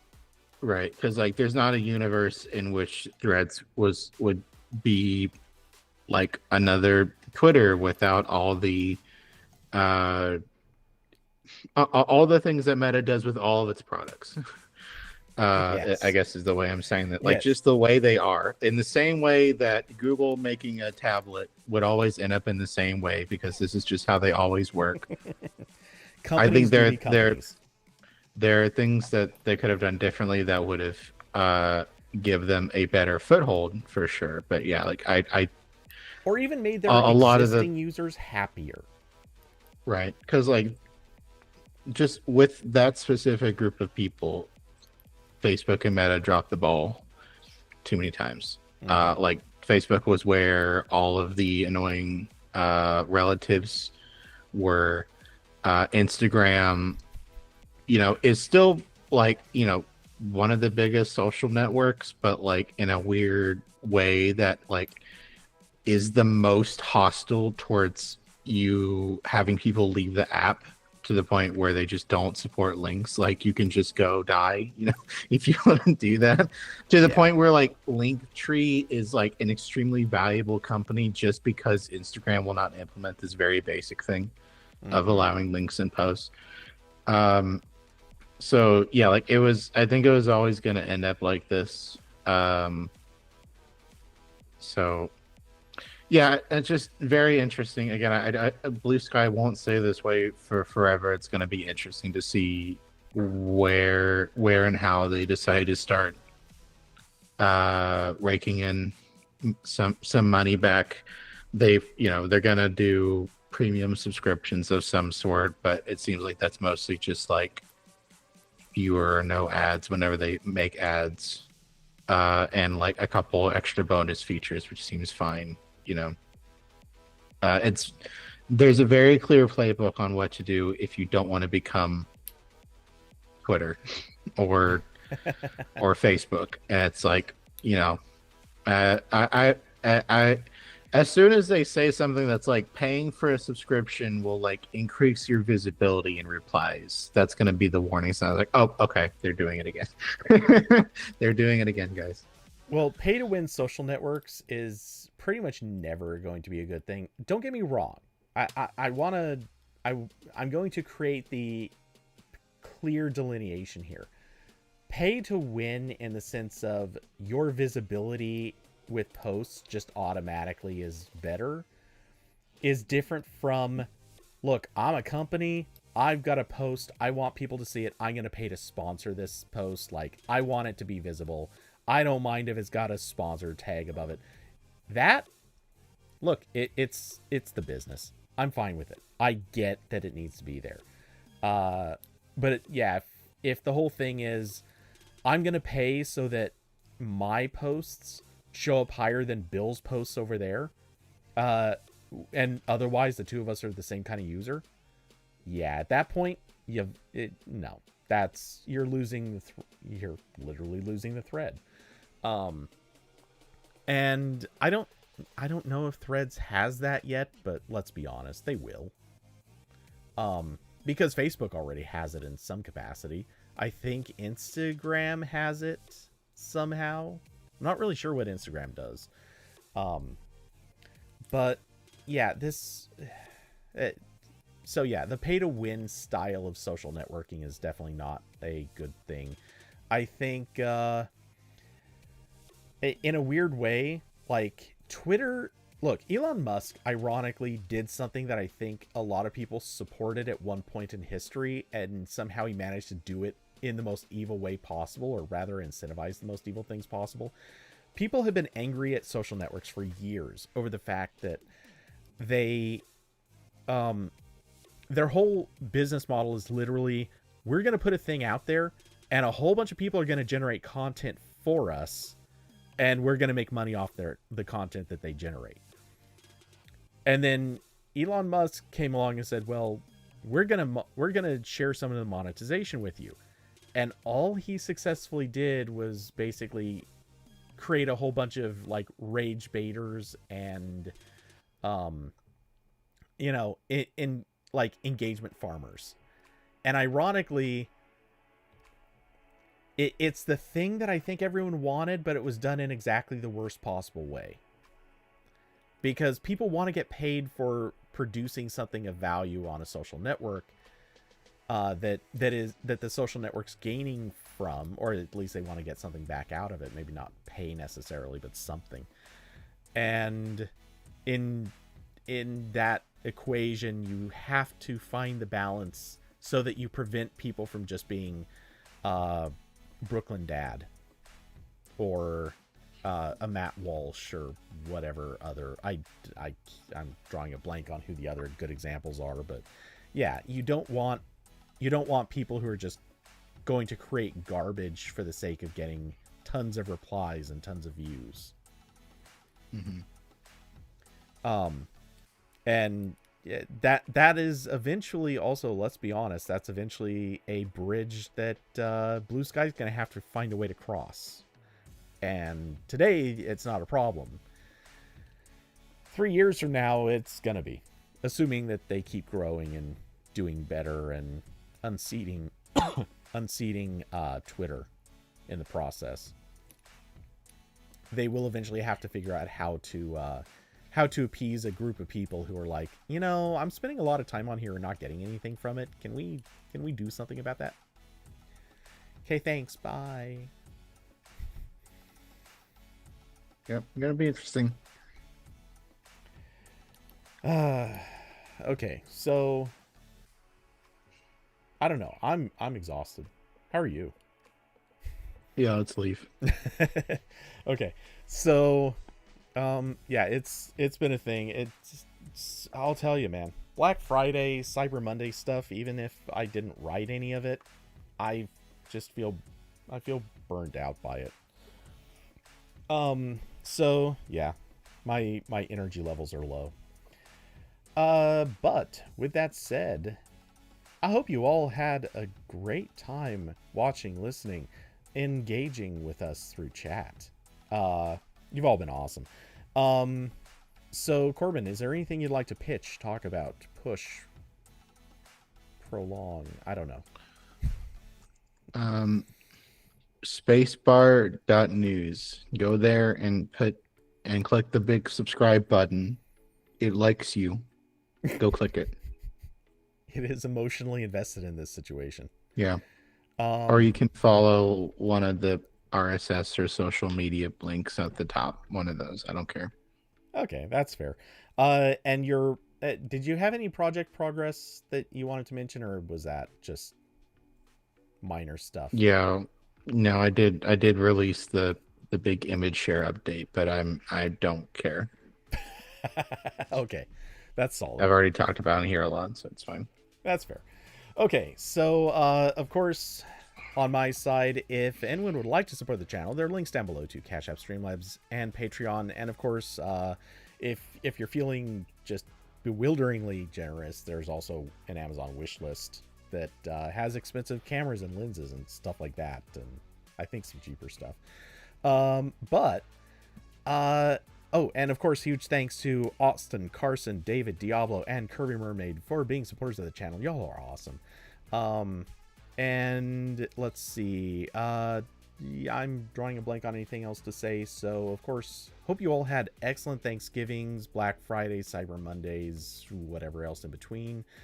And we will be back next week with another RambleCast. In the meantime, this weekend I will be gaming pretty much as usual, and I'm pretty sure it'll be an evening-ish schedule, as has become very recently usual again. And that's, yeah, I think that's as much as I know to say. So I hope everyone has an excellent rest of your week. Good night, everybody. Bye.